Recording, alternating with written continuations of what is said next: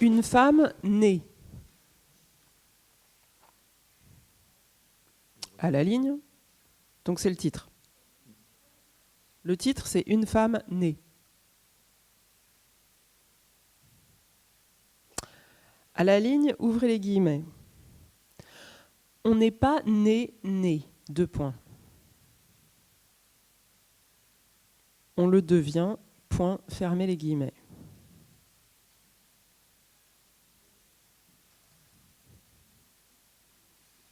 Cet aphorisme, virgule, ça va trop vite.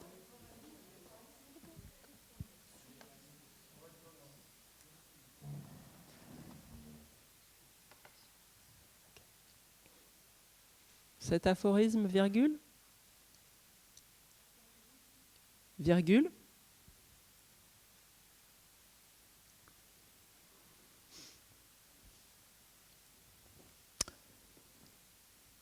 autrefois savamment seriné par son mentor, virgule, autrefois savamment seriné par son mentor, virgule,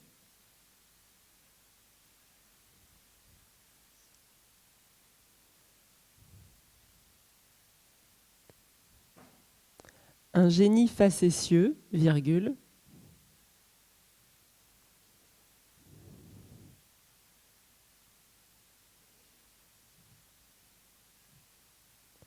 Simone se l'était approprié,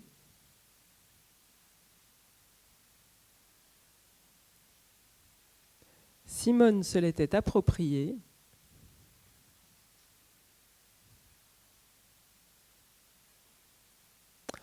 en raison de tous les sacrifices,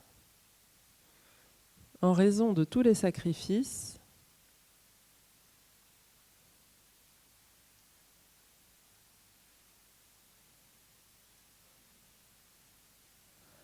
qu'elle avait accepté de faire durant les 10 longues années,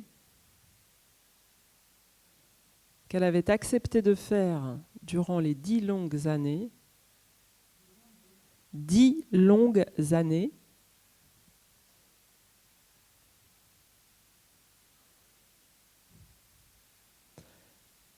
qu'avait duré sa formation, point. Qu'avait duré sa formation.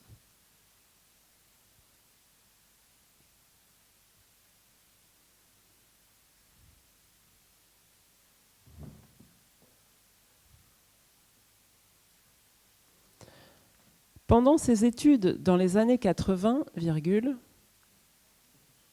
pendant ses études dans les années 80, virgule,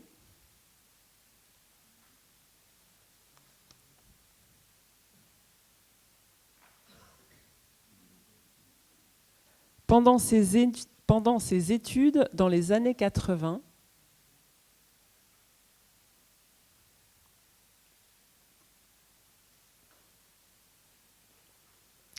virgule, elle ne s'était octroyée aucune vacance. Elle ne s'était octroyée aucune vacance.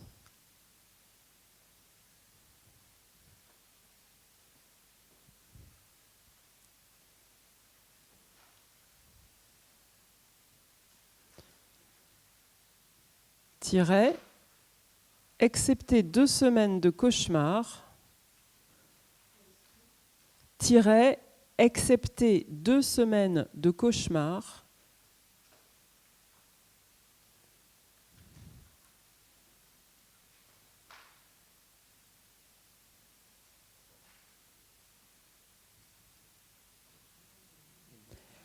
excepté 2 semaines de cauchemar, 2 semaines de cauchemar. Tout entière passée au repos, tout entière passée au repos,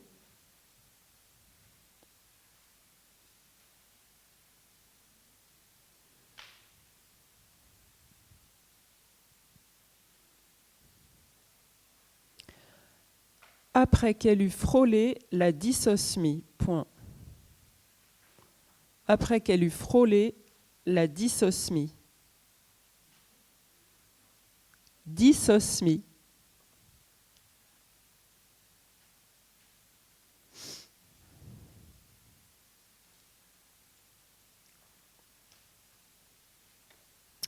Point. Pour exercer avec une ardeur opiniâtre sa phénoménale mémoire, virgule, pour exercer avec une ardeur opiniâtre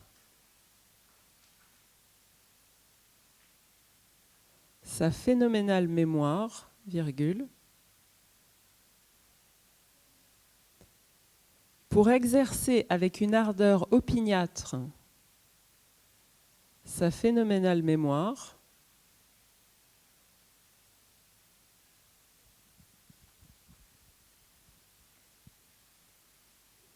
virgule, elle se levait infatigablement à 4h30. Point. Elle se levait infatigablement à 4h30. Point.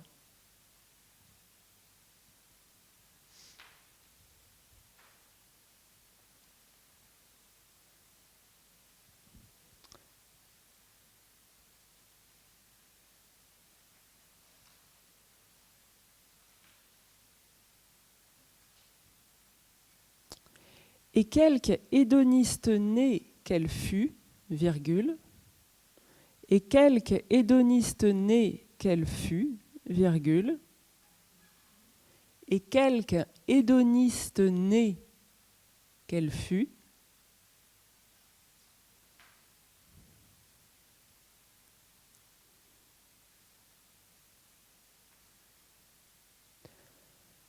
elle s'astreignait à une hygiène de vie intransigeante, virgule. Elle s'astreignait à une hygiène de vie intransigeante, virgule.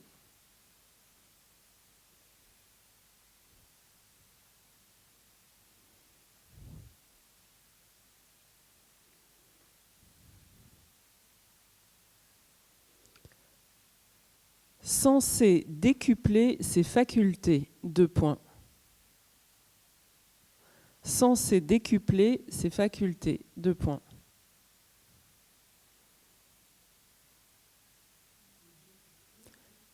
Censé décupler ses facultés. Deux points. Alcool, virgule. Tabac et mets épicés étaient donc prohibés. Point. Alcool, virgule. Tabac et mets épicés étaient donc prohibés. Point. Alcool, virgule. Tabac et mets épicés étaient donc prohibés. Point.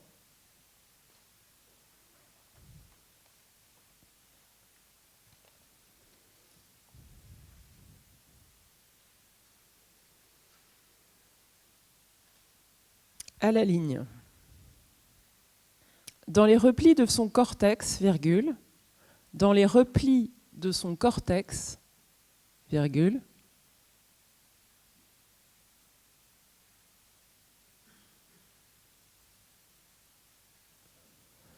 devenue sa Bible olfactive, virgule, devenue sa Bible olfactive, virgule,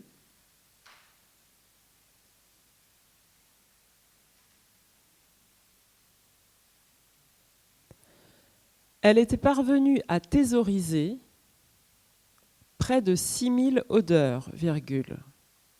Elle était parvenue à thésauriser près de 6000 odeurs, virgule.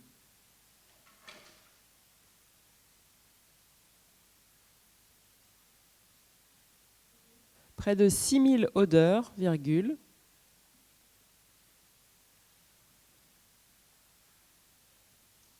Avec toute leur subtilité, virgule. Avec toute leur subtilité, virgule.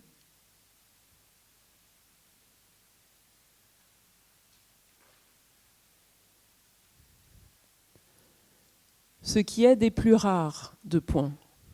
Ce qui est des plus rares, deux points.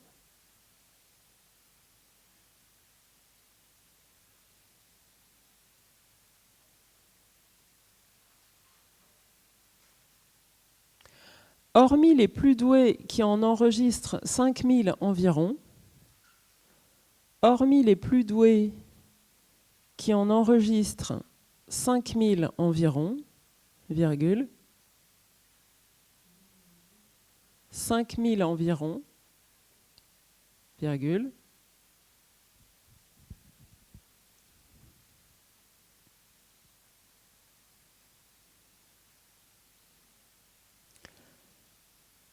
la plupart des soi-disant nés, la plupart des soi-disant nés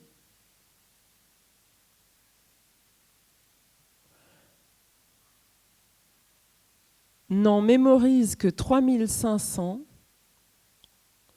voire 4000 points. N'en mémorisent que 3500, voire 4000 points.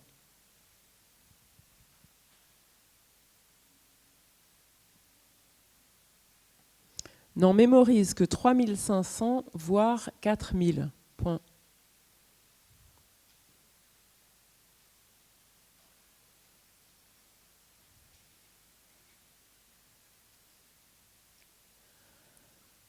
Parmi les fragrances étudiées, virgule, parmi les fragrances étudiées, virgule,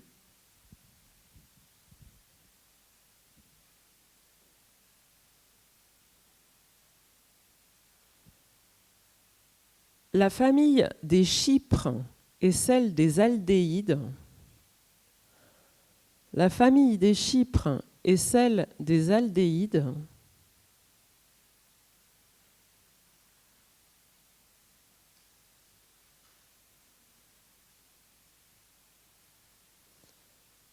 Ouvrez la parenthèse.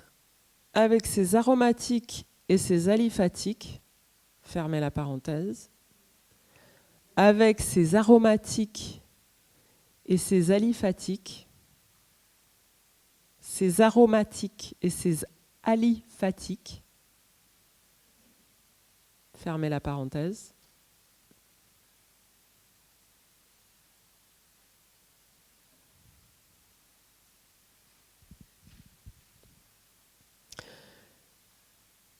S'était vu d'emblée accorder sa préférence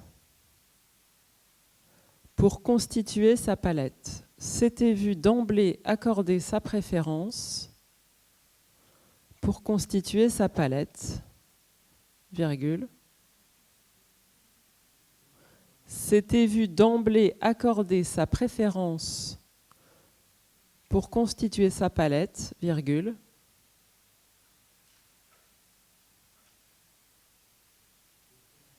S'était vu d'emblée accorder sa préférence pour constituer sa palette, virgule.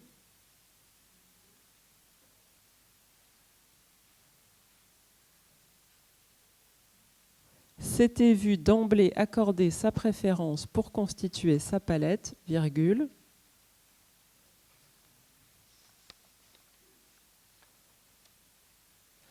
En dépit des Cassandres qui lui avaient prédit la cacophonie olfactive. En dépit des Cassandres qui lui avaient prédit la cacophonie olfactive.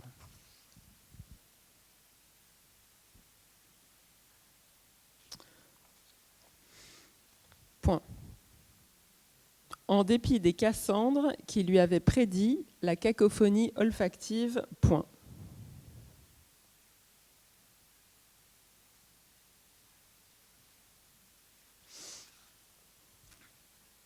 Elle leur avait ri au nez. Point. Elle leur avait ri au nez. Point.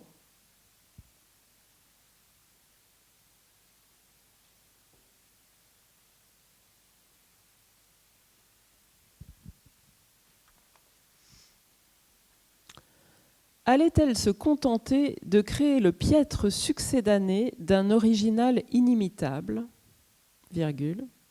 Allait-elle se contenter de créer le piètre succédané, allait-elle se contenter de créer le piètre succédané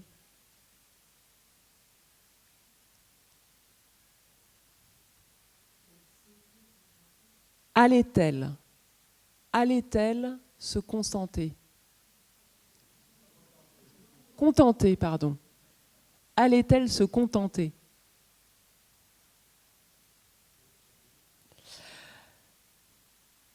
De créer le piètre succédané d'un original inimitable, virgule,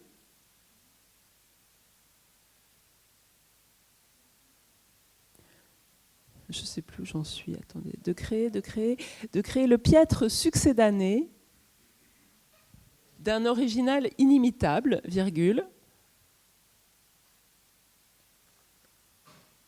en plagiant, virgule,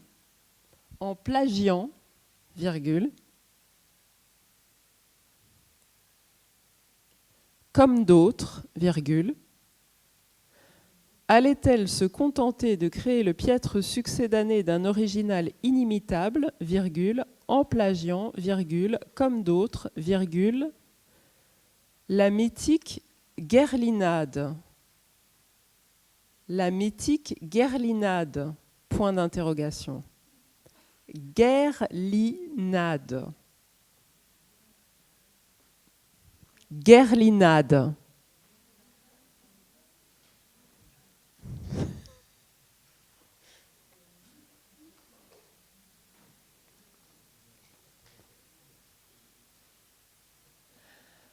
En plagiant, virgule, comme d'autres, virgule, la mythique guerlinade. Je ne suis pas responsable de tous ces mots que je ne comprends pas moi-même.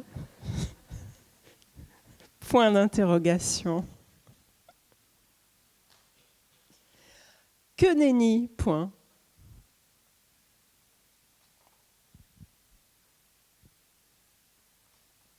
Que nenni, point.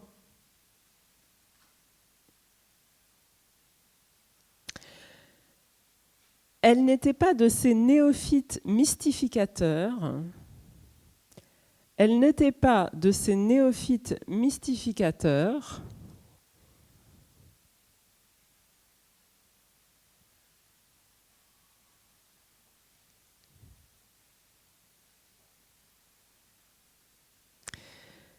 Elle n'était pas de ces néophytes mystificateurs à l'imagination ancillaire,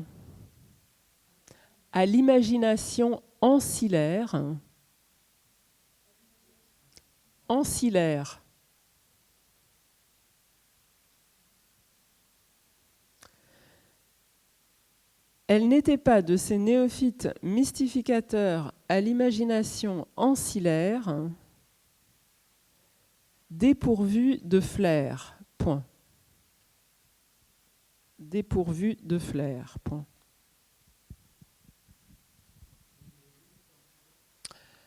Y a-t-il une virgule après ancillaire? Non. Elle n'était pas de ces néophytes mystificateurs à l'imagination ancillaire dépourvus de flair. Point.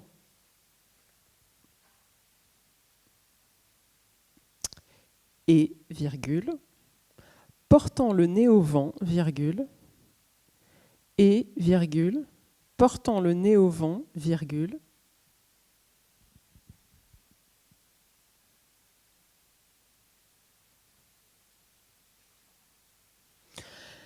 elle était parvenue à composer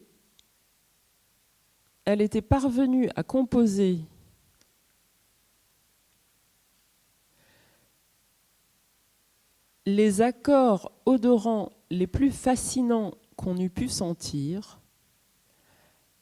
Elle était parvenue à composer les accords odorants les plus fascinants qu'on eût pu sentir. Elle était parvenue à composer les accords odorants les plus fascinants qu'on eût pu sentir, virgule,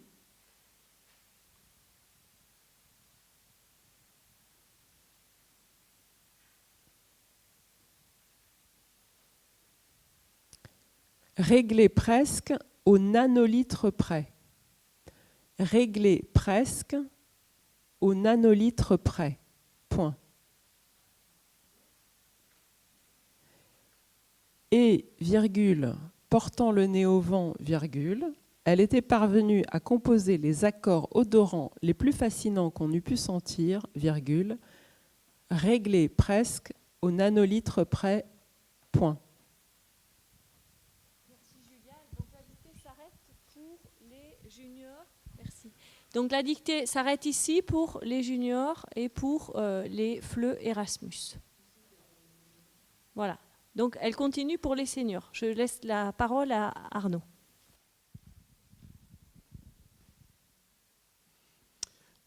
À peine eut-elle achevé son cursus,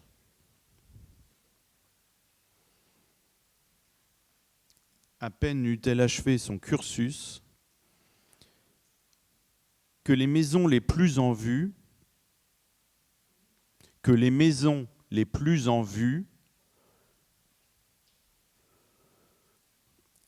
s'arrachèrent son appendice, virgule, que les maisons les plus en vue s'arrachèrent son appendice, virgule,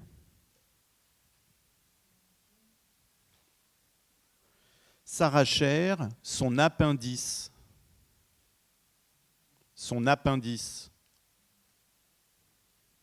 virgule, prête à accepter ses desiderata, virgule, prête à accepter ses desiderata, virgule,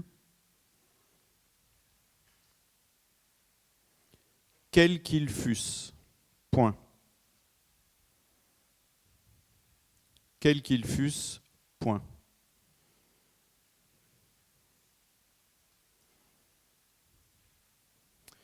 Outre des émoluments juteux, virgule,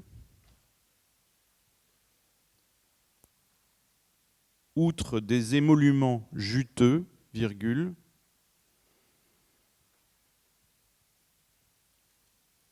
elle exigea des orgues à parfum,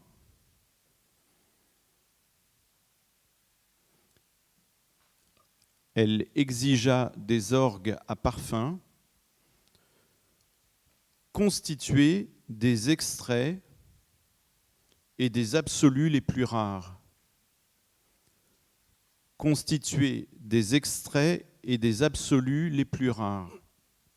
Virgule.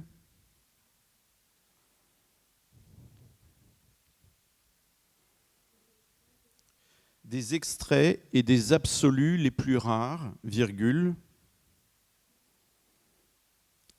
atteignant quelquefois un prix exorbitant.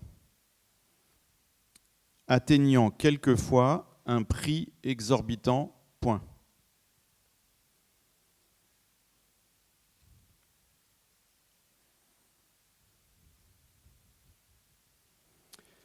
Des années durant, virgule,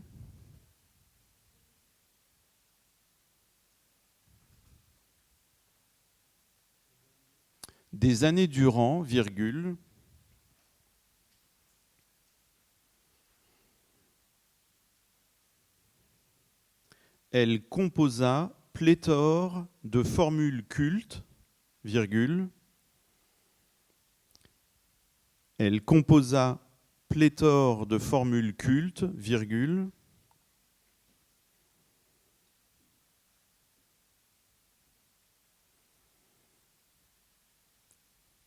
avec une maestria et un brio plébiscité, point. Avec une maestria et un brio plébiscité, point.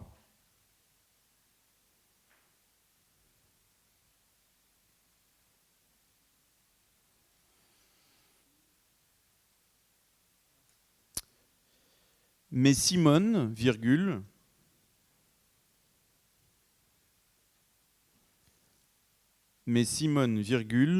indifférente au dithyrambe, virgule,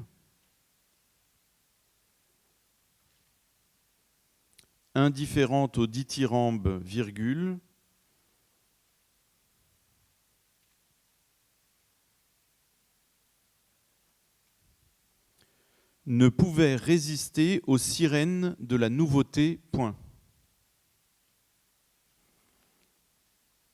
ne pouvait résister aux sirènes de la nouveauté. Point.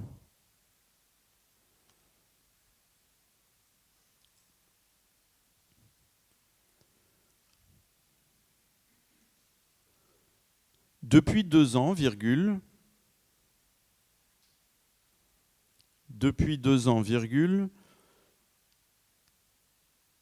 elle s'était attelée à la genèse d'un filtre. Elle s'était attelée à la genèse d'un filtre,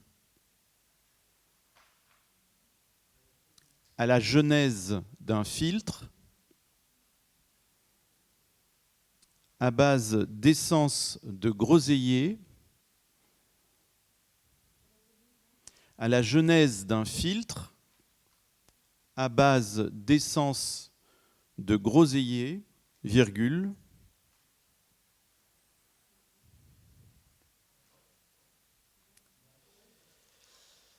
depuis 2 ans, virgule, elle s'était attelée à la genèse d'un filtre à base d'essence de groseillier, virgule,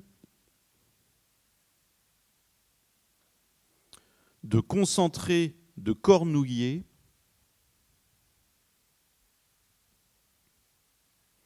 virgule,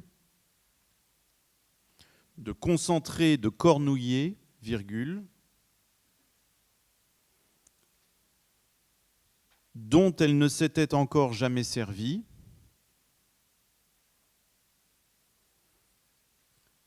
dont elle ne s'était encore jamais servie, virgule,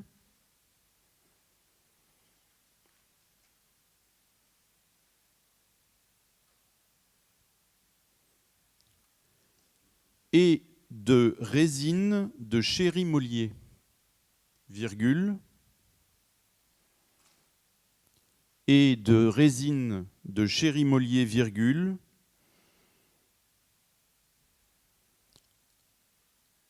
qu'elle avait envoyé chercher en Amérique du Sud, point. Qu'elle avait envoyé chercher en Amérique du Sud, point.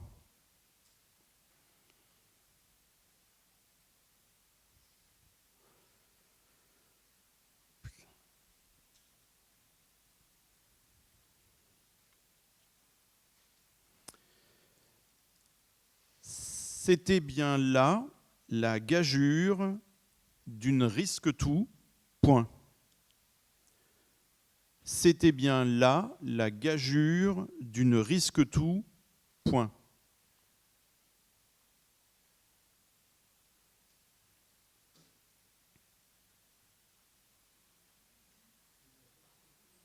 C'était bien là la gageure d'une risque-tout, point.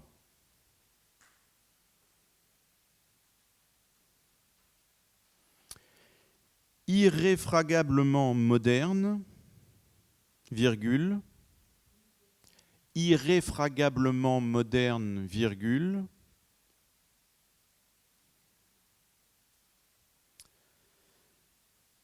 cette femme née, virgule,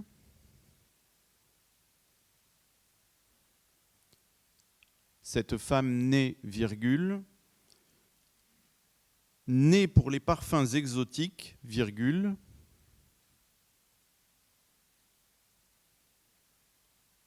née pour les parfums exotiques, virgule, avait fait sa devise de ses vers, 2 points à la ligne, avait fait sa devise de ses vers, 2 points à la ligne,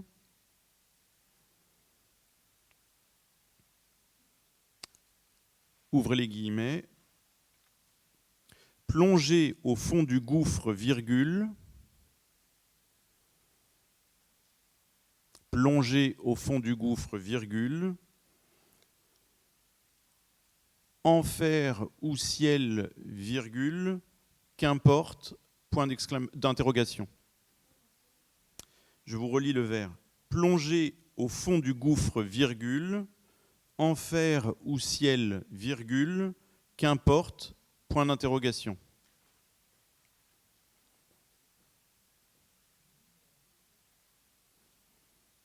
Je vous relis encore une fois le vers. Plonger au fond du gouffre, virgule, enfer ou ciel, virgule, qu'importe, point d'interrogation, à la ligne,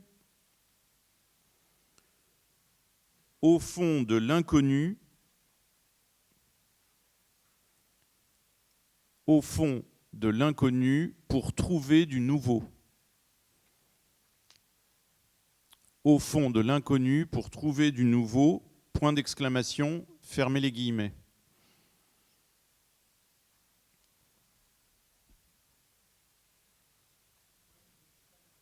Point d'exclamation, fermez les guillemets.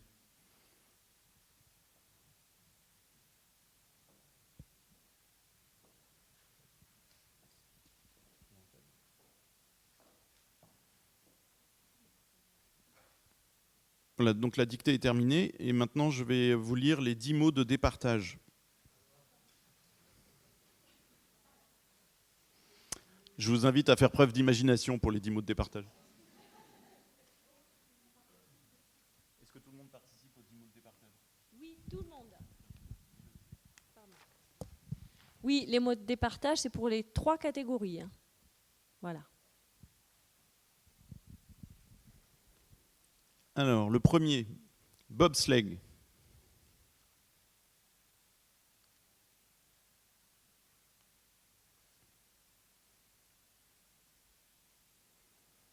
Le deuxième, ityphalique. Ityphalique.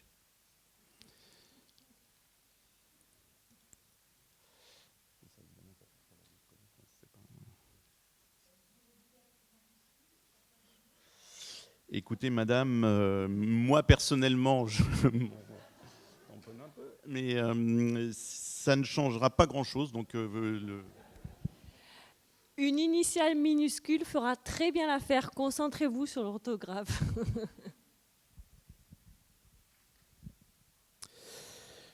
Le troisième mot, vitrophanie. Vitrophanie. Vitrophanie. Allez, encore une 5e fois. Vitrophanie.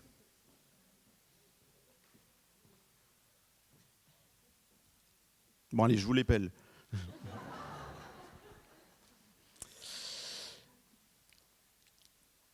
Le quatrième mot, machicoulis. Machicoulis. Ah.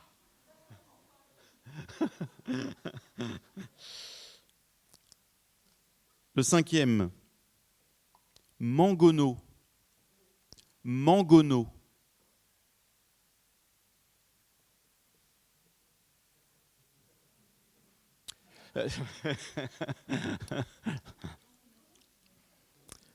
Donc mangono. Le sixième, gymkhana. Gymkhana.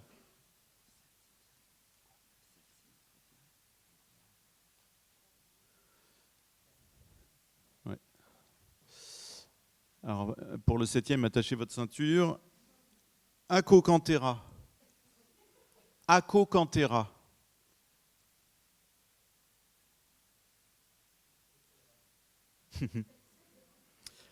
Non, c'est moi qui dicte. Le septième, donc, acocantera. Le huitième, yémal. Yémal. Yémal. C'est pas j'ai mal avec un mauvais accent espagnol, c'est yémal.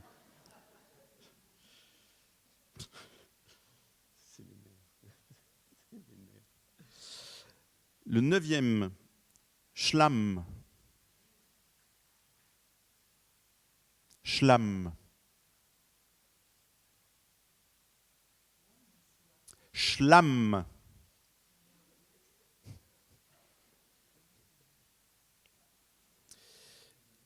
Et le dixième, yalin. Yalin. Yalin. Pardon? Pas de mauvais esprit, s'il vous plaît. Yalin. Yalin. Yalin.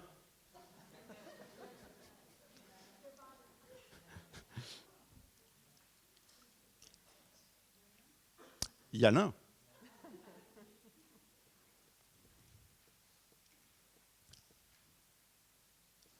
Bien, maintenant, je vais vous dicter mon numéro de compte en banque pour les virements. Voilà, Alors, maintenant que nous avons terminé ça, on va relire lentement la totalité de la dictée et de la liste de mots.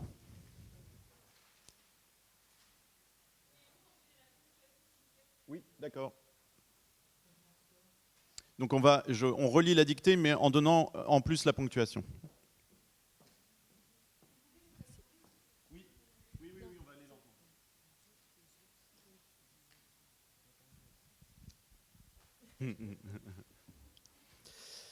C'est moi qui commence. Le titre, une femme née. À la ligne. Ouvrez les guillemets. On n'est pas né, 2 points. On le devient, point, fermez les guillemets.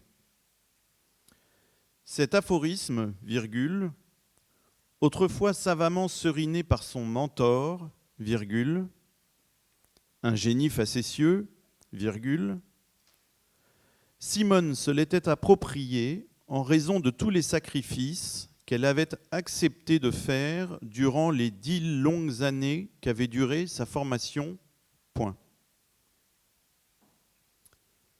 Pendant ses études dans les années 80, virgule, elle ne s'était octroyé aucune vacance, tiret, excepté 2 semaines de cauchemar, tout entière passée au repos, après qu'elle eut frôlé la dysosmie. Point. Dysosmie.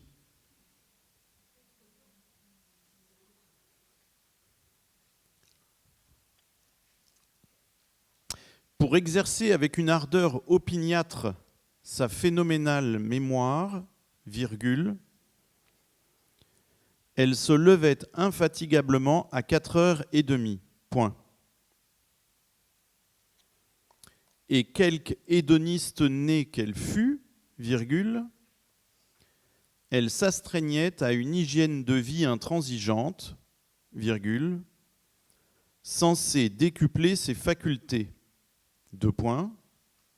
Alcool, virgule, tabac et mets épicés étaient donc prohibés, point. À la ligne. Dans les replis de son cortex, virgule, devenue sa Bible olfactive, virgule, elle était parvenue à thésauriser près de 6000 odeurs. Elle était... 6000 odeurs. Quoi, qu'est-ce qu'il y a? Elle était... Alors, je recommence. Elle était parvenue à thésauriser près de 6000 odeurs, virgule, avec toute leur subtilité, virgule, ce qui est des plus rares, 2 points. Hormis les plus doués qui en enregistrent 5000 environ, virgule, la plupart des soi-disant nés n'en mémorisent que 3500, voire 4000 points. Parmi les fragrances étudiées, virgule, la famille des chypres et celle des aldéhydes, ouvrez la parenthèse, avec ses aromatiques et ses aliphatiques, fermez la parenthèse, s'était vu d'emblée accorder sa préférence pour constituer sa palette, virgule, en dépit des Cassandres qui lui avaient prédit la cacophonie olfactive, point. Elle leur avait ri au nez, point. Allait-elle se contenter de créer le piètre succédané d'un original inimitable, en plagiant, virgule, comme d'autres, virgule, la mythique Guerlinade, point d'interrogation, que nenni, point. Elle n'était pas de ces néophytes mystificateurs à l'imagination ancillaire, dépourvue de flair, point. Et, virgule, portant le nez au vent, virgule, elle était parvenue à composer les accords odorants les plus fascinants qu'on eût pu sentir, virgule, réglés presque au nanolitre près, point, à la ligne.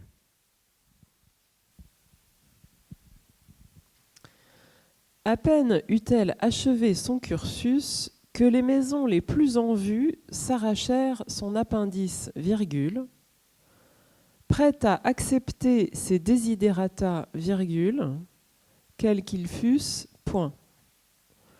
Outre des émoluments juteux, virgule, elle exigea des orgues à parfum, constitués des extraits et des absolus les plus rares, virgule, atteignant quelquefois un prix exorbitant, point.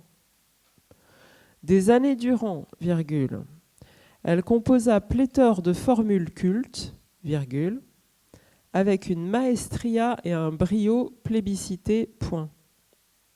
Mais Simone, virgule, indifférente aux dithyrambes, virgule, ne pouvait résister aux sirènes de la nouveauté, point. Depuis 2 ans, virgule, elle s'était attelée à la genèse d'un filtre à base d'essence de groseillier, virgule, de concentré de cornouiller, virgule, dont elle ne s'était encore jamais servie, virgule, et de résine de chérimolier, virgule, qu'elle avait envoyé chercher en Amérique du Sud, point. C'était bien là la gageure d'une risque-tout, point.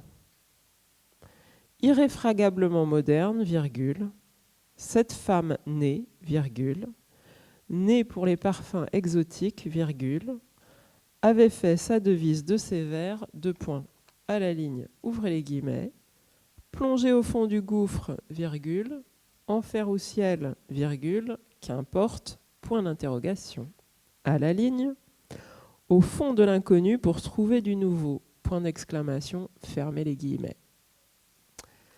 Et les 10 mots de départage, bobsleigh, ityphalique, vitrophanie, machicoulis, mangono, gymkhana, acocantera, yemal, schlam, yalin. Cette année, ceux qui ont conçu ce texte ont eu tout à coup un goût pour le jeu de mots, pour l'homophonie, pour les homonymes, pour toutes sortes de choses, dès le titre. Et donc, vous avez pu voir que dès le titre, qui s'inscrit là, une femme née, ce n'était évidemment pas une femme qui est née, ce n'était pas une femme qui naît, mais c'était en fait la désignation de celui qui crée des parfums et qui a ce sens particulièrement développé de l'odorat, ce qui explique par conséquent qu'on l'ait nommé par métonymie, donc un nez. Et il se trouve que lorsqu'il s'agit d'une femme, cela devient donc une femme née, avec EZ. Alors, on n'est pas né, on le devient. Alors, bon, il y a du Simone de Beauvoir là-dessous, vous l'aurez compris, hein, c'est pour ça que j'ai appelé le personnage Simone. Voilà, c'est une parodie ludique en fait de la formule de Simone de Beauvoir dans le deuxième sexe. Donc là, il ne fallait pas oublier le discordantiel nœud, qui est la première partie de la négation, qui est élidée là. Donc, il disparaît cet élément dans un écrit d'un registre familier, mais il doit absolument figurer dans un écrit normé, comme c'est le cas pour la dictée. Alors, la suite. Donc, on continue. Ensuite, il y avait aphorisme. Aphorisme, en fait, comme vous savez, c'est un mot d'origine grecque et qui est utilisé pour désigner une sentence, une formule. Alors, ça peut être pour des aphorismes moraux, Ça peut être aussi parfois par ces textes médicaux qu'on appelle les aphorismes d'Hippocrate, où on résumait en fait toutes sortes de considérations sur les maladies sous forme brève. Donc il se trouve que pour aphorisme, on garde la trace du grec, comme vous savez, c'est toute la difficulté du français, c'est-à-dire que parfois on la garde et parfois on ne la garde pas. Et c'est ainsi qu'il y a un certain nombre de mots qui ont pu avoir H ou pas H. Il y a rythme, par exemple, qui a pu avoir une floraison de lettres H et puis après ne plus en avoir. Ou il y a nénuphar, qui est aussi un magnifique exemple de multiplicité de H. Alors aphorisme, donc, garde par conséquent PH, qui vient du phi grec. Voilà, alors savamment, hein, donc bon, là on renvoie à la formation de l'adverbe. Il y a deux M, et donc dans le suffixe amant, qui est le suffixe des adverbes dont l'adjectif est en en, hein, dont la fin est en en. Mentor. Donc, l'un de nos auteurs y a fait allusion tout à l'heure, faisant un bel écho à la dictée sur le mentor. Le mentor, évidemment, c'est un nom commun en français, mais qui vient tout simplement du nom du précepteur de Télémaque et de l'ami d'Ulysse, qui s'appelait Mentor. Donc, quand on l'emploie dans la langue française comme nom commun, il n'y a pas de majuscule, puisqu'il s'agit d'un nom commun.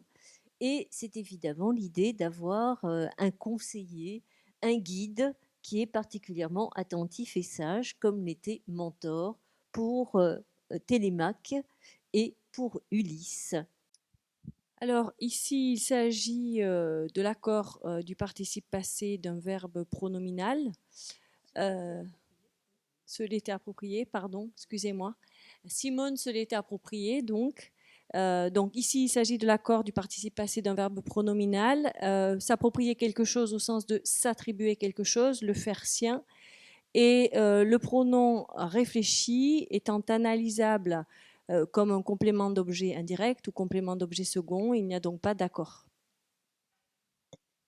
Alors, si on passe maintenant à l'expression suivante, tous les sacrifices qu'elle avait accepté de faire. Alors évidemment, ici, il y avait un petit piège, puisque dans ces cas-là, ce n'est pas tous les sacrifices qu'elle avait acceptés où on aurait eu ES à accepter, puisque sacrifice aurait été complément d'accepter, mais sacrifice et complément de faire. Par conséquent, accepter reste donc sous la forme que vous voyez donc sur l'écran, c'est-à-dire avec un « et » accent aigu. Et nous continuons dans l'accord du participe passé, qui est toujours donc l'une des grands pans de la dictée, c'est-à-dire les 10 longues années qu'avait duré sa formation. Alors, les 10 longues années qu'avait duré sa formation, là, on a le pronom relatif Q apostrophe, qui est que et l'idée, qui a pour antécédent les 10 longues années, qui est complément de mesure. Hein, et ici, le complément de mesure, il est bien employé au sens concret. Et le complément de mesure n'étant pas l'équivalent d'un complément d'objet direct, il n'y a donc pas d'accord du participe passé qui reste donc à la forme masculin, neutre, durée et. On continue. Les années 80. Ah, l'écriture des nombres. Voilà là aussi un grand moment. Alors, les années 80. Ici, on a effectivement un multiple de 20. Donc, on se dit qu'il faut ajouter S. Eh bien, non, parce qu'en fait, il s'agit de l'adjectif numéral ordinal. Par conséquent, on considère qu'il est invariable. Donc, les années 80 sans S. Retournons au participe passé. Alors, elle ne s'était octroyée, là encore, hein, accord du participe passé d'un verbe pronominal. Bon, ici, c'était pas très compliqué, puisque le pronom réfléchi était analysable comme un complément d'objet indirect. Donc, il n'y avait pas d'accord du participe passé. Donc, aucune vacance. En fait, C'est exactement la même question que lorsque vous utilisez le mot travaux. Quand vous dites il n'y a aucun travaux à prévoir, vous ne dites pas il n'y a aucun travail à prévoir, mais bien aucun travaux. Et donc, dans ce cas-là, aucun prend S, parce que tout simplement, c'est effectivement en relation, c'est-à-dire que même si l'idée c'est qu'effectivement il n'y a rien, mais le nom étant toujours au pluriel, et bien par conséquent, aucun se met également au pluriel. Oui, mais le mot existe au singulier. Travail aussi, ça existe au singulier, mais il y a une variation de sens au pluriel. Là, quand on parle de la vacance au singulier, alors évidemment, il y a un lien sémantique entre le pluriel et le singulier. Quand on est en vacances, on est vacant, on n'est pas disponible pour le patron pour son patron. Hein, bon. Mais là, les vacances, ça désigne bien la période durant laquelle on reste chez soi ou on part en villégiature, je ne sais quoi. Mais en tout cas, là, le pluriel s'imposait en fait. Hein, vu le contexte, parce qu'évidemment, il faut toujours envisager le mot dans son contexte. Hein. Alors, j'en viens à accepter, comme d'autres participes passés, vu, étant donné, etc., reste invariable quand il est en emploi prépositionnel, comme c'est le cas ici. Donc, excepté et. Hein. Quand il est postposé, c'est autre chose. Là, il était antéposé, et donc excepté et. Parce que les correcteurs ont trouvé des exceptés et ES qui ne seront pas acceptés. Cauchemar. Alors, cauchemar. Cauchemar, c'est un très joli mot. Hein. Un mot qui vient de très loin, qui était utilisé au Moyen-Âge pour désigner non pas un rêve, mais une personne comme une sorcière qui en fait faisait envoyer des mauvaises visions. Donc c'est par ensuite que ça a pris le sens que nous connaissons. Alors cauchemar en fait n'a pas de D à la fin. C'est tout simplement parce que cauchemar n'est pas un dérivé de cauchemardé, c'est l'inverse. C'est cauchemardé en fait qui s'est formé sur cauchemar et il se trouve qu'il y a eu une intercalation de D par imitation avec le modèle phonétiquement de bavard, bavardé. Et par analogie, donc, on a ajouté un D à cauchemardé.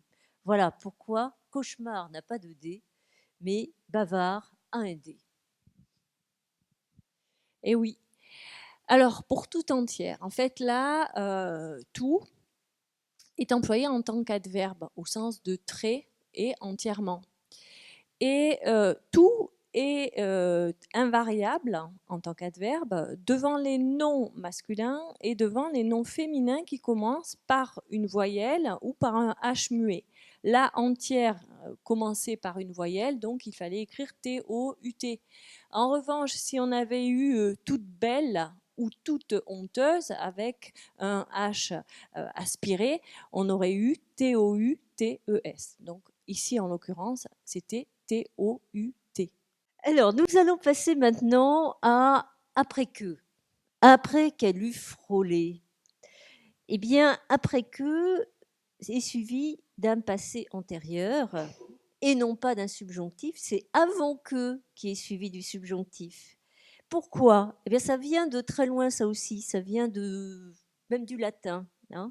C'est-à-dire que quand vous dites après qu'elle eut frôlé, vous envisagez que l'action de frôler est réalisée. Donc, c'est du réel. Ce n'est donc pas un subjonctif. Alors que si vous utilisiez avant que, ça veut dire que ce n'est pas réalisé. C'est virtuel, comme on dit maintenant. Donc, subjonctif. Voilà, c'est comme ça que vous pouvez le retenir, tout simplement. Alors, dysosmie. Aucun rapport avec les os. Je sais pas. Bon allez. J'avais pensé à anosmie. Mais ben oui, mais bon, c'était pas très crédible. Hein. Une nez qui se retrouve sans nez, enfin sans pouvoir d'olfaction, bon, c'était pas très crédible. Alors dysosmie. Alors dysosmie avec un Y, hein, ça vient du grec dysosmia, hein, qui veut dire mauvaise odeur en fait. Et donc par glissement sémantique, ça désigne le trouble dans le fonctionnement de l'odorat. Alors, dans la même famille, on a anosmie, donc privation totale du sens de l'odorat, et on a aussi l'hyperosmie, hein, qui est l'exagération de la sensibilité olfactive, hein, qui est aussi un trouble que certains d'entre vous ont peut-être éprouvé. Voilà. Dysosmie, donc avec un Y. C'est un nom féminin, donc IE à la fin. Opiniâtre. Il y a un accent circonflexe, parce qu'en fait, c'est ce suffixe hein, qui a parfois une valeur péjorative. Et il se trouve que si certains accents ont disparu à la suite d'une réforme orthographique en 1990, ce n'est pas le cas sur le A, parce que on suppose qu'il y a une légère variation phonétique qu'on souhaite maintenir par cette présence du A circonflexe. Les spécialistes de phonétique ne sont pas toujours convaincus de cette réalité, mais en tout cas, toujours est-il que pour opiniâtre, il y a un accent circonflexe. Alors, infatigablement, l'un ou l'une d'entre vous, un ou une romantique sans doute, a écrit infatigable amant. Voilà. C'est une des perles qui ont été trouvées dans les copies. Voilà. Donc je voulais vous la signaler parce que voilà, avec les beaux jours qui arrivent, la chaleur, voilà. Alors en fait, bon, là, il y avait un piège hein, pour ceux qui ont mis un U, hein, en pensant par exemple au participe présent, fatigant. Hein.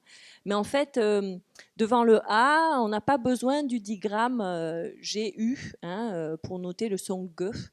Donc le G devant le A suffit. Hein, donc il n'y avait pas de U. Je continue. 4h30. Alors là aussi, c'est la difficulté de demi dont on ne sait jamais s'il faut rajouter un E ou pas de E. Non. Il se trouve ici que lorsque vous avez 4h30, on considère que demi est adjectif par rapport au nom qui se trouve devant la conjonction et. Par conséquent, on va considérer que c'est comme si vous aviez 4 heures et une demi-heure. Par conséquent, on va... Non, excusez-moi, là, je suis en train de me tromper. On va considérer par conséquent que 4h30, donc demi, va par conséquent être au féminin. Et c'est la différence par rapport à une demi-heure, où au contraire, la demi se trouve devant le nom et n'est pas considérée de la même manière, donc il n'y a pas de E. Alors, moi, je commande le segment « Et quel kédoniste né qu'elle fut ?» Bon, voilà. Évidemment, il y avait un jeu de mots. Alors, d'abord, quelque. Quelque, en fait, là, c'est un adverbe. Donc, bon, il ne bouge pas. Si on avait eu un pluriel derrière, il serait resté tel quel. Bon. Ensuite, bon, petit commentaire. Pourquoi est-ce qu'on a le subjonctif ? Subjonctif imparfait, donc marqué par l'accent circonflexe hein, pour le différencier du passé simple à l'indicatif. Eh bien parce qu'il s'agit d'une relative indéfinie concessive qui, et oui, à vos souhaits, avec une idée de concession, et l'idée de concession marque le contrefactuel. Et le contrefactuel, donc, eh bien, est marqué par l'emploi du subjonctif. Bon. Subjonctif imparfait, ici, donc, il ne fallait pas oublier l'accent circonflexe. Alors, pour né, N et E, puisque c'est le participe passé qui est employé au féminin singulier, alors là, vous voyez, j'ai mis le trait d'union entre parenthèses. Parce qu'en fait, il est possible, pour le coup, vous posiez la question tout à l'heure, de le considérer comme un nom composé. Voilà. Ou alors, bon, simplement, bon, ben voilà, on met le participe passé sans lui mettre le trait d'union. Mais par exemple, quand on dit c'est une oratrice née, voilà, hein, on peut très bien mettre le trait d'union pour marquer la composition graphiquement du nom. Mais ce trait d'union, pour ceux qui ne l'ont pas mis, rassurez-vous, il n'était pas obligatoire. Donc les deux orthographes sont acceptées, si tant est que vous soyez rassurés. Alors nous continuons avec intransigeante. Donc ici, évidemment, il fallait écrire avec EA, puisque sinon ça fait intransigante. Et deuxièmement, c'est évidemment le A de intransigeante, où vous avez ici un adjectif verbal qui est dérivé d'un participe présent transigeant et qui est, lui, relativement rare en emploi adjectival, qui est beaucoup plus présent comme verbe transiger. Bon, alors là, une difficulté moins difficile, on va dire, que d'autres difficultés. Voilà, dans les dictées, hein, c'est un lieu commun de jouer avec les homophones. Hein, donc, on en a rencontré entre né, NEZ, et né, NE ou N et E. Là, en fait, il ne fallait pas confondre avec sensé, hein, avec un S initial qui signifie doué de bon sens, alors que là, ça a le sens de supposé, hein, avec un C initial. Bible. Bible. Donc Bible, en fait, la toute petite difficulté, c'est évidemment de savoir si on met une majuscule ou non. En fait, quand il s'agit du texte religieux utilisé dans la religion chrétienne, on met une majuscule. Mais quand il s'agit d'un emploi qui est métaphorique et figuré, eh bien, dans ces cas-là, on ne met pas de majuscule parce qu'on considère qu'il s'agit d'un livre qui est comme un livre sacré, mais ça n'est pas considéré comme étant le livre de référence de la religion chrétienne. Voilà, donc une minuscule. Thésauriser. Alors là, c'était une difficulté d'orthographe lexicale. Le mot est emprunté au latin chrétien thesaurisare, hein, qui veut dire amasser des trésors, qui vient de thesaurus, le trésor. Alors, au sens propre, ce verbe signifie amasser de l'argent sans le dépenser ou l'investir. Et au sens figuré, qui était le sens employé ici, c'est accumuler des connaissances. Là, en l'occurrence, l'année avait accumulé des connaissances olfactives dans son cortex. Alors pour l'anecdote, en fait, hein, bon, évidemment, les chiffres ici sont hyperboliques, mais en fait, un nez, un professionnel a emmagasiner des quantités d'odeurs. Hein. Donc voilà, donc les chiffres qui sont convoqués ici ne sont pas si fantaisistes que ça. Hein. Voilà. Alors pour les chiffres justement. Donc, vous voyez, je suis la spécialiste des chiffres ici. Alors, donc, nous avons donc toute une série de nombres, en fait, qui sont écrits dans le texte, 6000, 5000, 3000, qu'est-ce qu'il y avait d'autre encore 3500 et 4000. Comme vous pouvez constater, en fait, il y a des variations d'usage selon qu'il s'agisse de 1000 ou de 100. En ce qui concerne 1000, c'est invariable. Donc comme ça, c'est tout simple. C'est évidemment 100 qui est beaucoup plus compliqué parce que, en fait, on s'aperçoit que pour 3500, on a en fait un pluriel, donc S, mais il peut arriver que si vous aviez eu 504, qu'il n'y ait pas eu de S à 100. Donc, vous avez par conséquent une variation possible où tantôt on considère que 100 en tant que multiple et tout simplement on considère que c'est 5 fois 100, donc on utilise S. Tantôt, lorsqu'on a 504, on considère que c'est 500 qui est l'unité et 4 qui s'ajoutent. Alors, l'autre aspect, c'est évidemment la question des traits d'union. Vous voyez qu'ils ont tous été mis entre parenthèses parce qu'en fait, il y a des variations là aussi en fonction de la nouvelle orthographe. On considère que l'on peut mettre ces tirets ou ces traits d'union entre les différents éléments des numéros composés. Et donc, on va avoir par exemple donc 3500 qui peuvent avoir parfaitement un trait d'union entre 3 et 1000, entre 1000 et 5 et 100. Alors, en ce qui concerne hormis, parmi et en dépit. Alors d'abord, hormis Hormis, donc, s'écrit H-O-R-M-I-S, parce qu'en fait, ça fait partie de ces mots qui sont des composés, et c'est mettre or, donc mi-or, qui a été en fait inversé, donc hormis, par conséquent H-O-R-M-I-S. Parmi, en revanche, n'a rien à voir avec le verbe mettre, donc il s'écrit M-I, et il signifie évidemment la moitié. En dépit, lui, s'écrit avec un T parce qu'il s'agit tout simplement, là aussi, d'une forme qui est dérivée. Hein. Et donc, vous avez ici 3 prépositions qui se terminent par I, mais 3 graphies différentes. Et c'est évidemment une des choses qui suscite des confusions.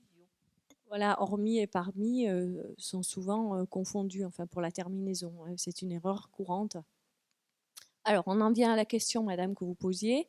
La plupart des soi-disant nés. Alors, vous avez raison, la plupart, c'est singulier, mais c'est un singulier collectif. Et la plupart est toujours suivi d'un verbe au pluriel. Voilà. Donc, je ne sais pas si ça répond à votre question, mais en tout cas, c'est la règle. Et nous appliquons la règle.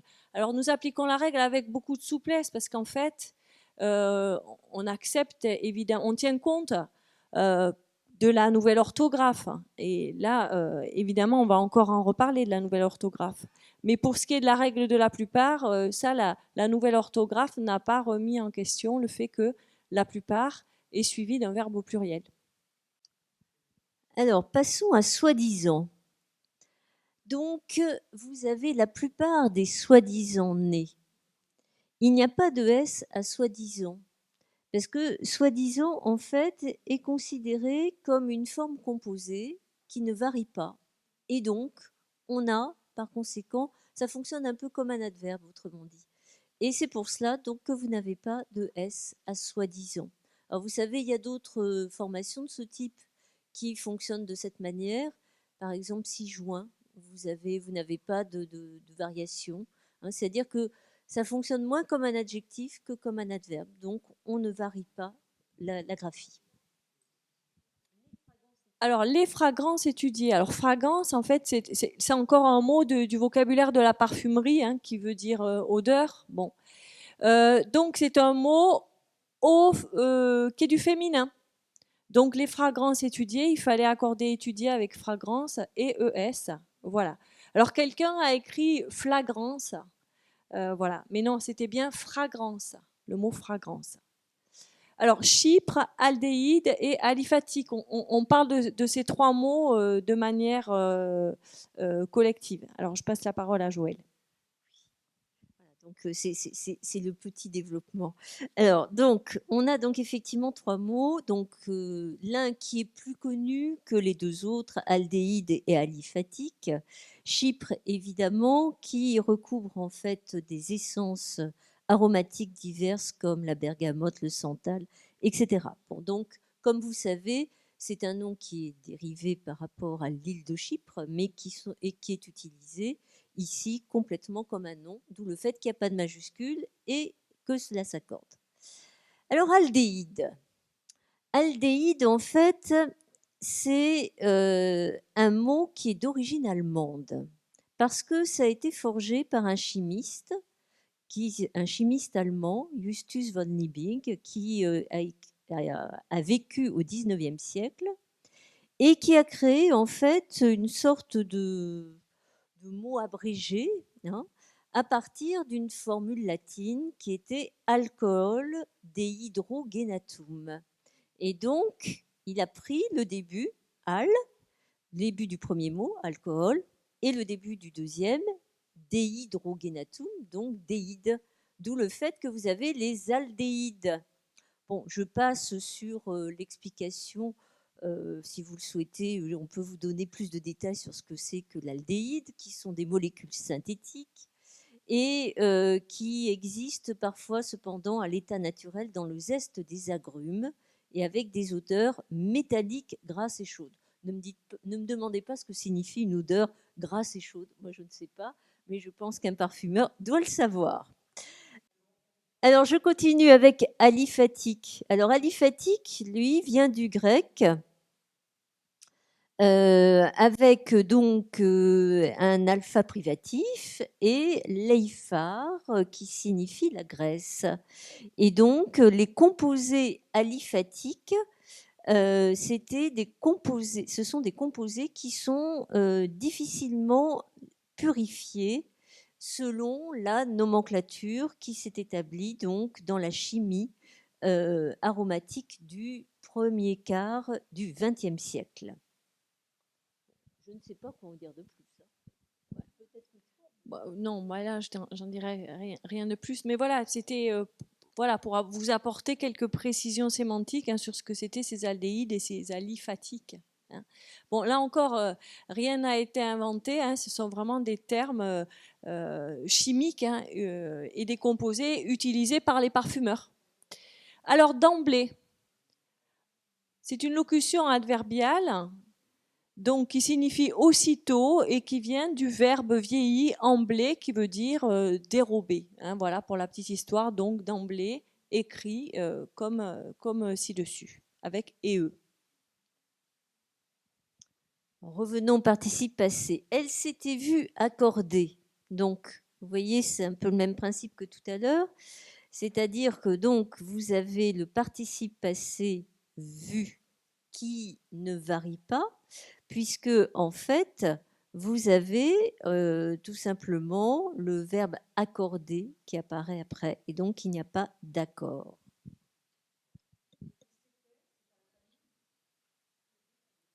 Si, LCT. C'était LCT. C'était la famille des chypres et la famille des aldéhydes. La famille des chypres et celle des aldéhydes. Voilà. Ben, parce que là, vous voyez, là encore, dans un souci de clarification, j'aurais proposé la famille des chypres et des aldéhydes. Là, il n'aurait pas fallu d'accord. Là, la reprise pronominale, la famille des chypres et celle des aldéhydes, commande l'accord du verbe au pluriel. Alors, des Cassandres. Alors là, on a accepté 3 orthographes possibles. Alors, Cassandre, hein, la prophétesse, hein, malheureuse parce que ses prophéties n'étaient jamais entendues. Et donc, on a accepté les 3 orthographes ici, seulement avec la majuscule et sans la marque du pluriel, avec la majuscule et avec la marque du pluriel, parce qu'on le trouve aussi, y compris chez les grands auteurs, même si les grands auteurs ne sont pas toujours des références en matière orthographique, hein, Arnaud nous l'a rappelé. Et on l'a accepté évidemment avec la minuscule. Et alors là, si vous avez opté pour la minuscule, la marque du pluriel devenait obligatoire, parce que là, on a ce qu'on appelle une paronomase, c'est-à-dire en fait comme quand on parle d'un Tartuffe ou d'un Harpagon, etc. C'est-à-dire que le nom est complètement passé dans le champ du nom commun et donc comme tel, il doit comporter la marque du pluriel. Voilà. Donc les orthographes qui étaient acceptées, vous voyez, elles sont toutes marquées. Le succès d'année. Le succès d'année, donc, qui s'écrit avec 2 C et accent aigu, D-A-N-E. Donc, il s'agit, comme presque tous le savent dans la salle, d'un produit de remplacement, et cela vient de succedere, latin remplacer. Donc, voilà, il fallait donc l'écrire de cette manière. Ce n'est pas le succès qui est d'année, non. Alors oui, pour la petite anecdote, effectivement, dans les copies, il y avait le succès d'année, hein, donc succès d'enfer. Alors quelqu'un a écrit un succès d'année, hein, comme l'année, comme le bon boudin en fait. Et puis quelqu'un qui a écrit le succès d'un nez. Bon, là pour le coup, bon, ben, c'est vrai qu'on était, le cadre s'y prêtait, mais non, succès d'année, l'orthographe attendue était celle qui est au-dessus au-dessus. Alors j'en viens à la guerlinade. Alors la guerlinade, en fait, on a accepté la majuscule et la minuscule. Parce qu'en fait, effectivement, c'est Jacques Guerlain qui a inventé la fameuse guerlinade en 1921. C'est une base en parfumerie qui a été employée pour élaborer le parfum Chalimard, qui a été présenté en 1925 lors de l'exposition internationale des arts décoratifs de Paris au Grand Palais. Voilà, donc pour la petite histoire, c'est la base donc, qui a été utilisée pour Dicky, donc qui a été enrichie par Jacques Guerlain et qui a donné le fameux Chalimard. Donc voilà, on a accepté les deux orthographes, parce que les deux se rencontrent. Que nenni. Que nenni. Que nenni, comme vous savez, c'est une expression qu'on utilise de manière souvent plaisante et qui marque un refus catégorique. En fait, cela vient de l'ancien français, puisque nenni, c'est tout simplement une manière de nier au Moyen-Âge qui était composée de la négation et de il. Donc, c'était sous la forme non-il et ensuite nénil, et le L n'a plus été prononcé. Alors, cela s'écrit donc évidemment avec que et avec les deux N et les I. On le trouve très fréquemment, vous l'avez certainement vu, dans des inscriptions ou dans des livres qui veulent faire de l'écriture un peu archaïque avec un Y à la fin. Alors, c'est donc une variante possible, I ou Y pour que nenni. Voilà. Alors, elle n'est pas spécifiée, la variante avec le Y final, mais elle a été acceptée. Voilà. Alors, pour les néophytes mystificateurs, dépourvus, etc., voilà, je serai très brève. Il fallait bien un PH, un néophyte et un Y à mystificateur aussi. Ancillaire.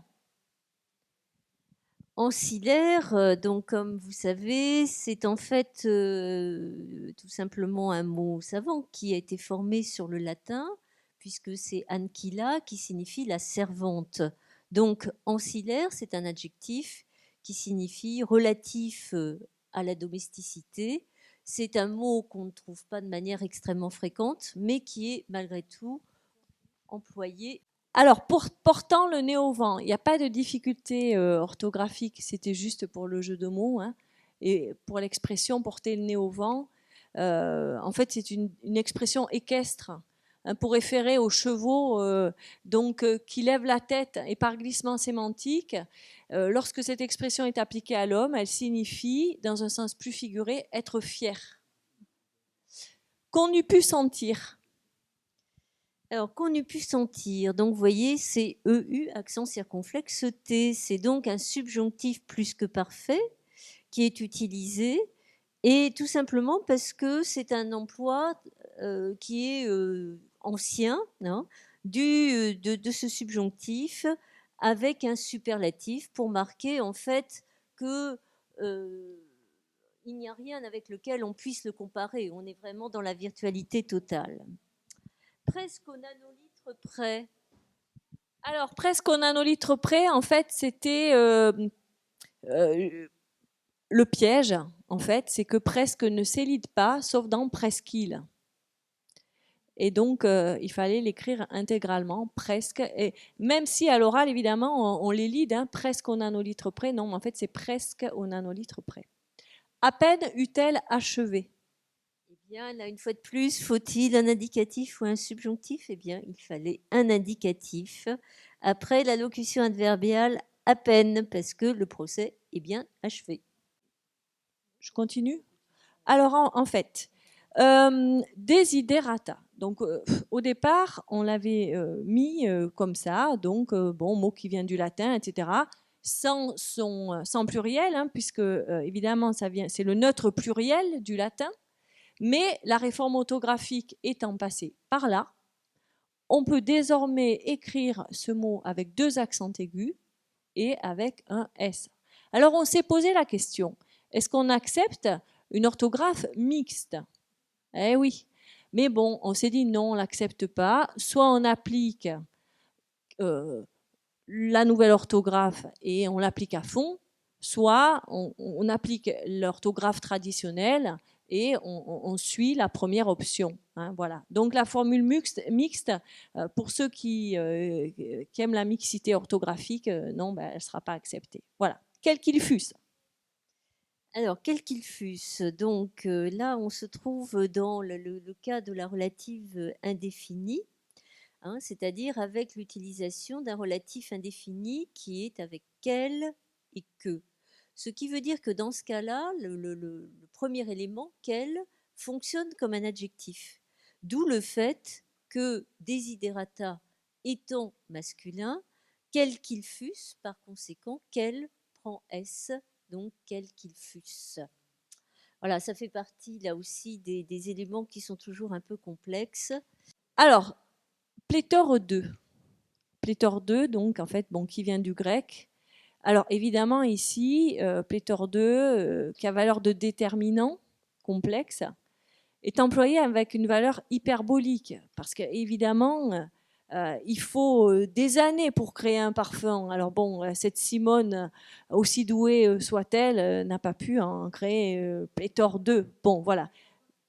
Alors, culte. Culte. Donc la question, c'est de savoir est-ce qu'il faut S ou non, puisqu'il s'agit d'un nom employé en apposition. Donc il s'agit ici des formules qui font l'objet d'un culte. Alors en fait, on a accepté les deux, c'est-à-dire avec S ou sans S, parce qu'il y a des options un peu différentes selon le discours de l'Académie ou selon le Larousse ou selon le Robert. Donc l'Académie considère qu'il s'agit de culte au singulier, c'est-à-dire que donc dans ces cas-là, il ne s'agit pas d'un adjectif, mais qu'il s'agit plutôt d'un nom qui est apposé à un autre nom, de même que le Larousse, alors que le Robert considère que culte fonctionne comme un adjectif. Donc on a accepté les deux. Alors si on accepte le trait d'union, qui n'est pas obligatoire, d'accord? Parce que là encore, c'est pareil. Si on met le trait d'union, on considère que c'est un nom composé. Sans trait d'union, on considère que c'est un nom employé en apposition. Cursus, maestria et brio. Alors là, c'est une question d'orthotypographie. Il ne fallait pas d'italique. Parce que cursus, c'est un mot qui est pleinement francisé. Bon, il vient du latin.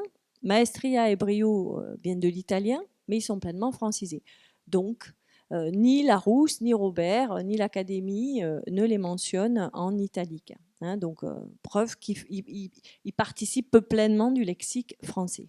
Alors, vous savez que orgue, c'est un des 3 mots français à être féminin au pluriel, avec amour et délice. Donc, orgues à parfum constitué, c'était les orgues qui étaient constitués, et donc il fallait accorder le participe passé en emploi adjectival ici, donc et, es.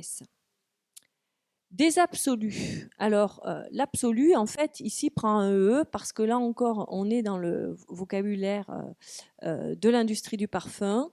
L'absolu, c'est un mot féminin dans l'industrie du parfum. Voilà. Alors, pour la petite histoire, l'absolu UE, c'est l'extrait qui est obtenu à partir d'une concrète ou d'un résinoïde par extraction à l'éthanol, etc. Je vous épargne les détails. Exorbitant. Exorbitant, donc s'écrit E-X-O-R-B-I-T-A-N-T, puisque comme vous savez, c'est à mettre en relation avec les orbites, donc pour les yeux. Par conséquent, il n'y a pas de H, puisque exorbitant est évidemment un emploi qui est dérivé par rapport à exorbiter. Et l'on passe à plébisciter, comme l'a dit. Alors, plébiscité qui vient du latin, donc plebs, la plèbe, et citum, le décret de la plèbe. Et donc, voilà, l'orthographe française porte pleinement la marque de son origine latine. Voilà, donc plébiscité, ne pas oublier l'accent sur le premier E. Donc, il s'agissait ici du sens, au niveau du sens d'une approbation sans réserve, de manière quasi unanime. Dithyrambe. Dithyrambe. Alors là, c'est évidemment un mot piège où se met l'Y.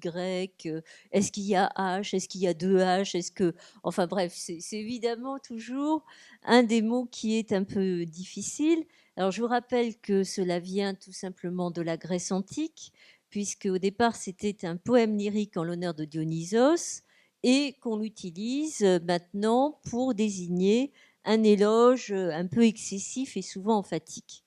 Donc toujours est-il que du coup, nous avons une orthographe avec DI, THY, donc qui, pour toute personne qui connaît un peu le grec, fait que l'on est absolument sûr que ça vient du grec. Et ensuite RAMBES, donc pour ce mot. Et nous passons maintenant à un filtre qui lui aussi aime piéger les candidats de la dictée. Ah oui, alors rien à voir avec le filtre à café. Voilà, le filtre orthographié avec un pH initial réfère en fait au breuvage auquel on attribue des vertus magiques, notamment celle d'inspirer l'amour.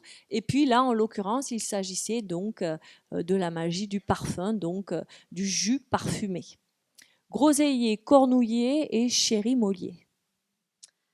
Alors, ici, la difficulté, c'est de savoir est-ce qu'il faut mettre I après I2L ou pas. Et donc, on a effectivement groseillier et on a cornouiller qui, lui, n'a pas de I après les deux L. Alors, en fait, on considère qu'en fait, les mots qui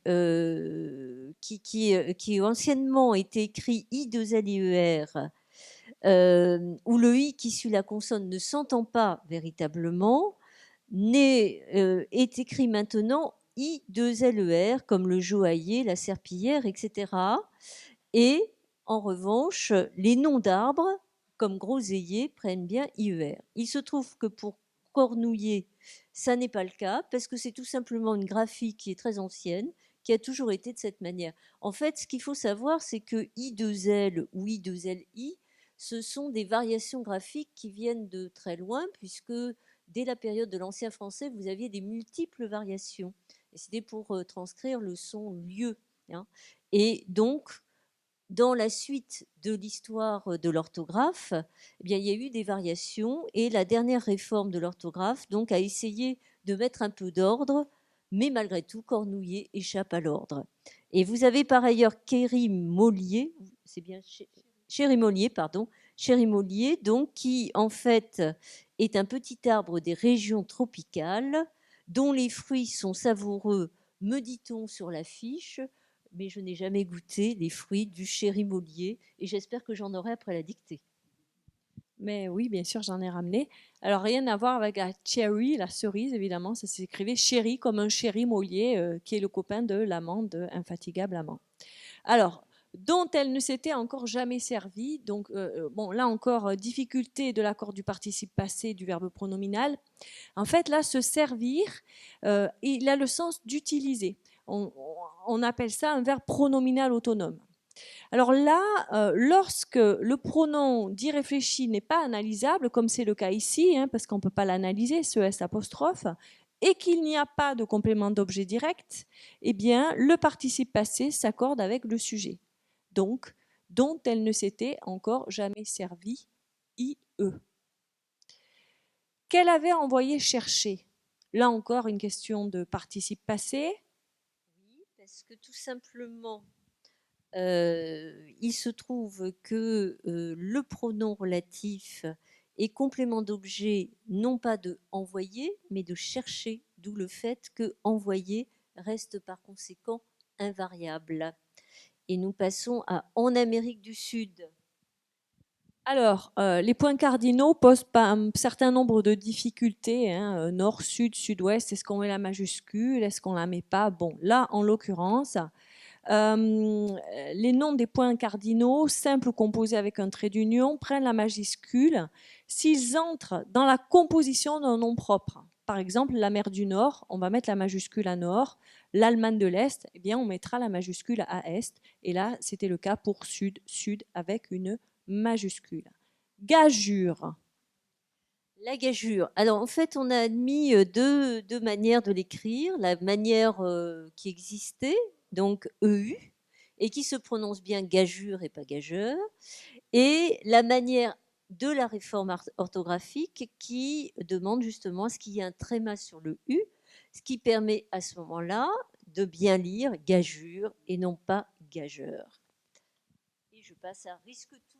Alors, risque tout, là encore, vous aviez deux façons de l'orthographier, parce que là encore, on a tenu compte de la réforme orthographique. Alors, la réforme orthographique, c'est très bien quand on consulte le Larousse en ligne, il met l'orthographe, il indique l'orthographe, la nouvelle orthographe. Et donc là, pour le coup, on peut fusionner en fait et supprimer le trait d'union. Donc, on a accepté risque tout en un seul mot. Hein. Voilà. Irréfragablement.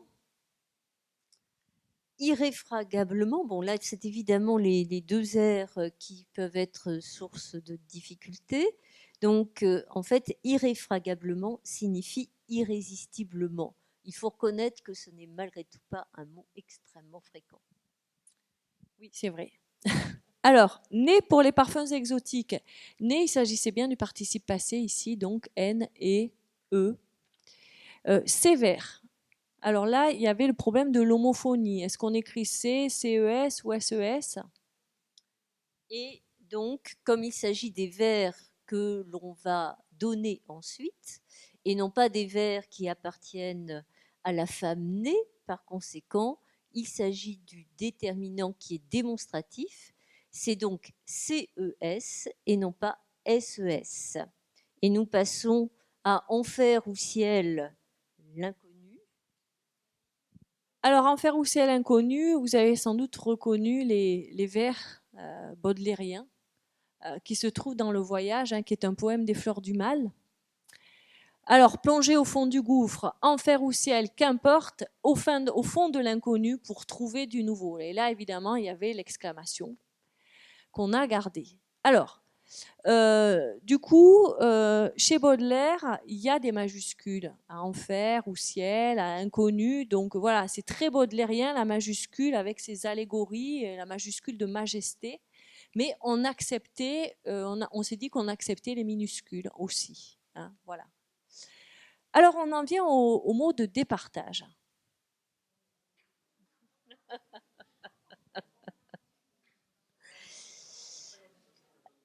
Alors, les mots de départage, c'est évidemment là où on découvre à quel point on a une puissance créatrice en matière de graphie. Et finalement, c'est peut-être d'ailleurs ce qu'ont fait tous les auteurs de dictionnaires pendant toute l'histoire de l'orthographe française.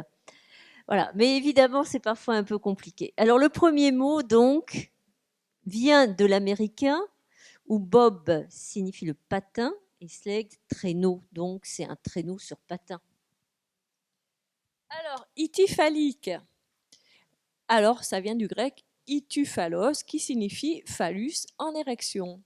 Et ityphalique, c'est le qualificatif d'une statue qui présente un pénis en érection. Voilà, c'était tout simple. Vitrophanie. Il s'agit de l'application sur verre d'un papier spécialement traité après impression pour donner l'apparence d'un vitrail. Alors, je vous l'accorde, ce n'est pas un mot très répandu, mais on le trouve par exemple dans le trésor de la langue française en ligne. Machicoulis. Alors, les machicoulis, comme vous savez, c'est un terme qui est employé dans l'architecture médiévale et qui désigne une galerie qui est en encorbellement au sommet des murailles médiévales, donc qui permettait entre autres de lancer des projectiles au pied des murailles. Alors, il se trouve qu'évidemment, ce mot a une petite difficulté, c'est-à-dire que vous avez un accent circonflexe sur ma. Hein. Accent circonflexe qui a été ajouté en fait à partir de la fin du XVIe siècle, qui n'existait pas à l'origine et qui sans doute l'a été en fait par analogie avec mâcher et non pas du tout parce qu'on devait prononcer de cette manière. Il n'y a strictement aucune relation du point de vue de l'étymologie. Alors on continue dans le Moyen-Âge et avec le mangonneau.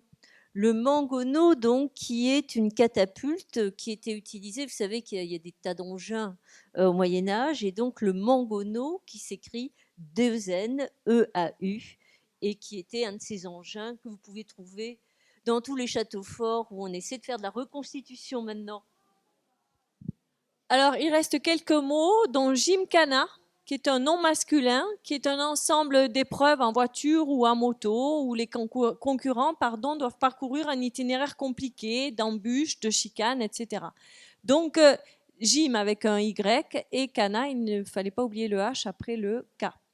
Acocantera, Alors, l'Acoucanthera, donc en fait, c'est un arbuste qui est toxique et qui produit un latex blanc et qui était utilisé pour produire des poisons, des flèches. Et l'Acoucanthera, d'un point de vue orthographique, a évidemment quelques difficultés. C'est-à-dire que vous avez un C, vous avez un K, vous avez TH, tout pour plaire. Un poison orthographique. Alors, yémal avec un H en fait, parce que ça concerne l'hiver. Ça se dit aussi d'une plante qui pousse en hiver, bon, comme en rosée d'hiver par exemple. Et yémal, ça vient du latin iems, et donc il y avait un double H initial. Le schlam. Alors, le Schlamm, c'est en fait un mot d'origine allemande, comme vous en doutez, vu la graphie que vous trouvez, donc avec SCHL, et c'est un nom masculin singulier qui désigne une particule de charbon, tout simplement. Et enfin, le dernier mot, yalin. Alors, yalin qui est quand même un joli mot, il faut le dire, hein, mais bon, peu importe. Ça vient du grec balinos, qui veut dire de verre, et donc l'adjectif signifie qu'il y a la transparence du verre. Voilà, la difficulté résidait dans la présence du H initial et dans la présence du Y, et à la fin, il fallait un I.